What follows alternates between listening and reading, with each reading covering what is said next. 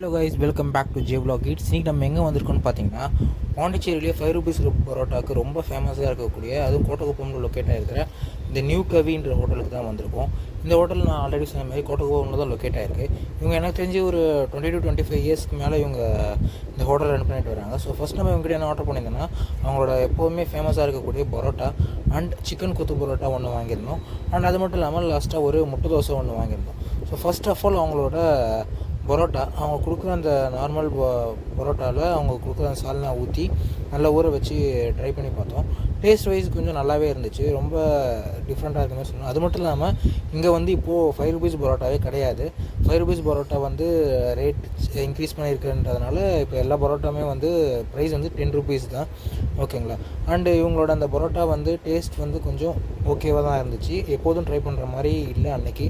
Maybe ஏதாவது master change ஆகிருக்காங்களான்றது எனக்கு தெரியல. பட் அவங்களோட கொத்து பரோட்டாவோட டேஸ்ட் பார்த்திங்கன்னா ரொம்ப சூப்பராக இருந்துச்சு. கொத்து பரோட்டா பார்த்திங்கன்னா டேஸ்ட் வைஸ் ரொம்ப சூப்பராக இருந்துச்சு. அண்ட் மட்டும் அவங்க கொடுக்குற அதே அந்த சிக்கன் சால்னால அந்த கொத்து பரோட்டா போட்டு சாப்பிட்றதுக்கும் ரொம்ப நல்லாவே இருந்துச்சு. நீங்கள் அங்கே போனீங்க அப்படின்னா மறக்காமல் இவங்களோட கொத்து பரோட்டா ட்ரை பண்ணுங்கள். இவங்களோட மட்டன் சால்னா வந்து ஈவினிங் டைம் போனதால கொஞ்சம் எனக்கு கிடைக்கல, காலி ஆகிடுச்சு சொன்னாங்க.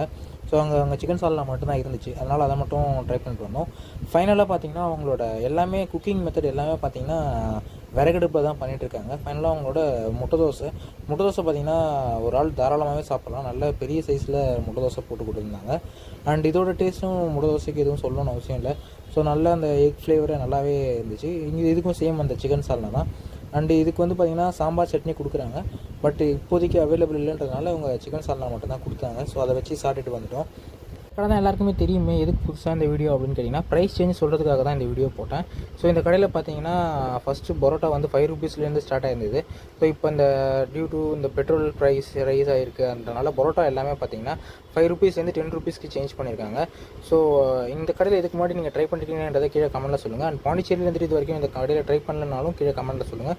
இதுபோல் இன்ட்ரெஸ்டிங்கான வீடியோஸ் அண்ட் இன்ஃபர்மேஷன் தெரிஞ்சுக்கிறதுக்கு நம்ம சேனல் ஜே vlog eats மறக்காமல் சப்ஸ்கிரைப் பண்ணிக்கோங்க. இன்னொரு வீடியோவில் பார்க்கலாங்க. ஸ்டார்ட்டா, பை பை.